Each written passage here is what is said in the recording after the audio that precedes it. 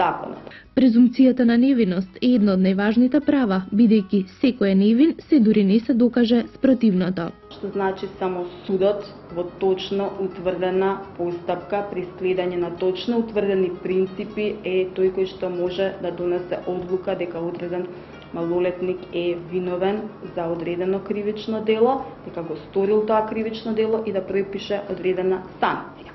Од детската амбасада Меѓаши велат дека и при докажувањето на вината на малолетник дека сторил одредено кривично дело, треба да се следат одредени принципи. Тоа е принципот на недискриминација, што значи дека треба да биде еднаквост, рамноправност кон сите учесници во постапката. Потоа тука е принципот на изразување на детското мислење, што значи дека и на малолетникот во текот на постапката треба да му се даде можност, мора да му се даде можност да сведочи, односно да даде своја изјава и свое гледање за тоа за што се товари. Исто така на малолетникот треба да му се остави можност која што со Законот за малолетничка правда не е целосно докрај утврдено да се брани со молчење. Во текот на постапката, малолетникот има право на бранител, поднесување жалба, а постапката максимум трае 1 година.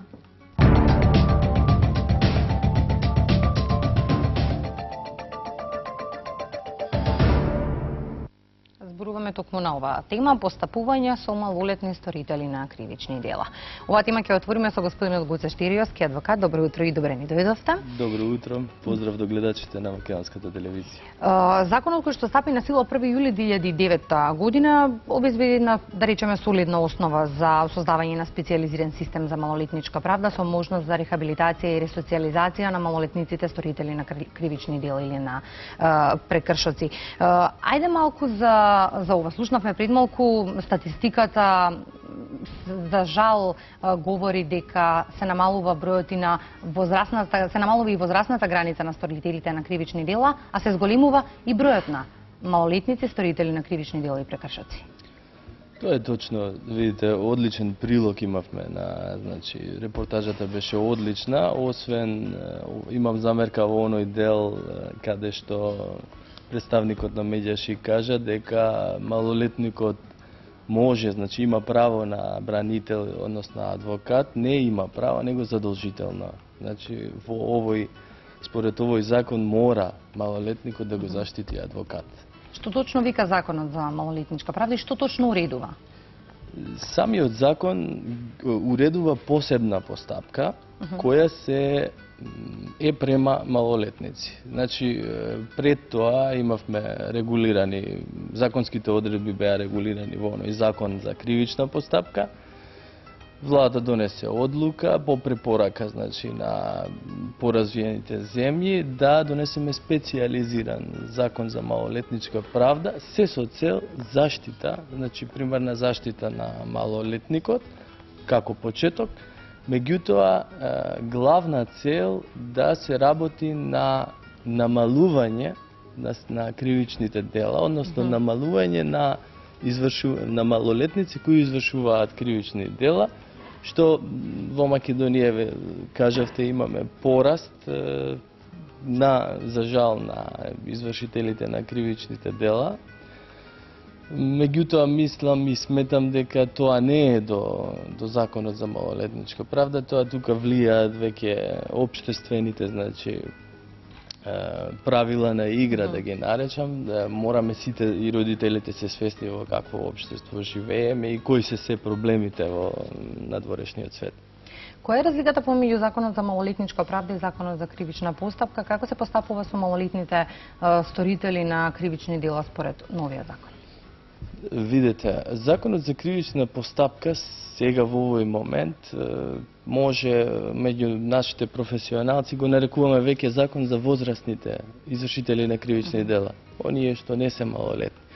Законот за малолетничка правда го направивме се со цел специјално да се однесуваме спрема малолетниците. Имаме специјална постапка, специјални правила во таа постапка.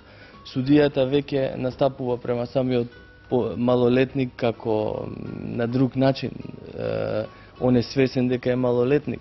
Самата постапка е пријателска самиот однос на адвокатот, на обвинителот и на судијата, доколку е судска постапка, се одвива на еден релаксиран начин, се со цел малолетникот да разбере дека сите ние сме таму со цел да му помогнеме.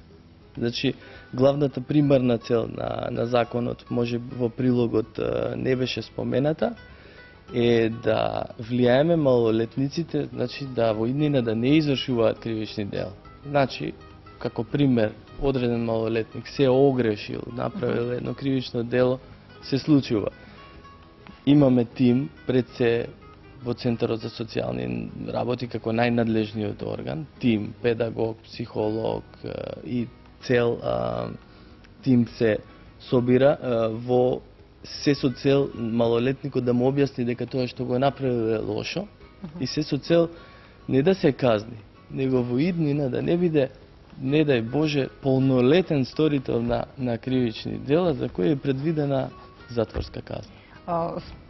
Долги години ги работите овие случаи. Споминавме дека се намалува возрастната граница. Колку точно се намалува возрастната граница на малолетните сторители на кривични дела? Границата, за жал, се намалува од ден на ден, се повеќе и повеќе. Меѓутоа пак и истакнам дека не е тоа поради законот за малолетничка правда. Живееме во 21 век. Ние сме во 21 век. Ке напоменам како најбитен фактор, не е ограничен пристап на интернет за малолетниците. Никој, свесни сме малолетниците, никој не ги контролира што се случува на интернет. Знаете што се случи со Фејсбукот, со социјалните мрежи, со Твитерот.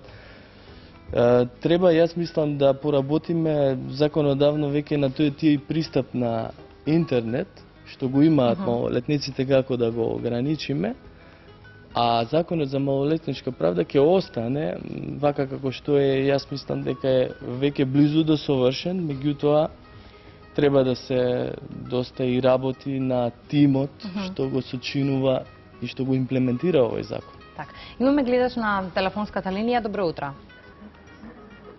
Ало. Добро утро, повелете. Ало, добро утро.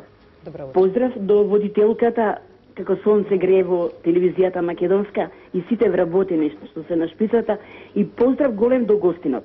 Имам неколку прашања за малолетничка деликвенција. Прво ќе кажам од искуство дека секој дете греши. Работев 37 години на хируршки клиники. Се случи еден бол кога едно девојче од 12 години беше донесено да се оперира, што лежи во затвор и дризово или каде лежела, не знам. Верувајте, сите доктори не можат да издржат, ја прашаа мајката. Мајка, што направил ова девојче од 12 години што е донесено во затвор со споровод со милиција? Мајката кажа дека некоја група крадале таму на овој премин Богородица, избегале, не се ја фатиле. Како може едно девојче од 12 години, што сите ние грешиме и ќе грешиме, да биде одма ставено во затвор? Има поправни домови. Па и да убила човек, мислам дека, се рекол, грешат и старите, сепак децата не дорастат, дете од 12 години, требало да биде во казнено поправен дом. Па таму ќе видат, ако не е добро девојчето, со здравјето психички, па има и болници. Верувајте, тоа никогаш нема да го заборавам, ми е најлошото искуство во мојата работна пракса. И да кажам дека многу малку родителите си водат грижа за своите деца. Најголеми виновници се тие. И сепак, ако уште еднаш да кажам дека сите грешиме и ќе грешиме, а децата посебно не може да се стават во затвор, па да направат не знам каква голема грешка. Поздрав, многу и многу здравје. Ви благодарам за јавувањето. Господине Штериовски, казните би требало да се одредуваат според тежината на кривичното дело сразмерно. Тоа е точно. Овој закон предвидува, гледачката, прашањето е, незиното прашање сосем на место, од причини што според овој закон, точно, на 12 годишно девојче не може да се одреди малолетнички затвор како санкција. Значи, тоа е одговорот на прашањето под број 1. Под број 2,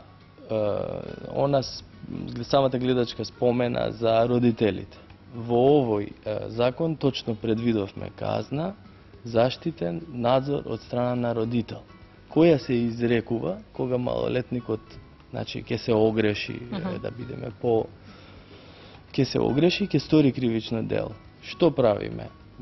Засилен надзор од родители, Центарот за социјални работи може да изврши и судот контрола на оваа мерка, и доколку не се спроведува, имаме несовесен родител, веќе може да изречеме друга мерка, а тоа е заштитен надзор од Центарот за социјални работи, и како крај на сето тоа може и комбинирана мерка, што јас во искуство гледам дека судот често ја применува.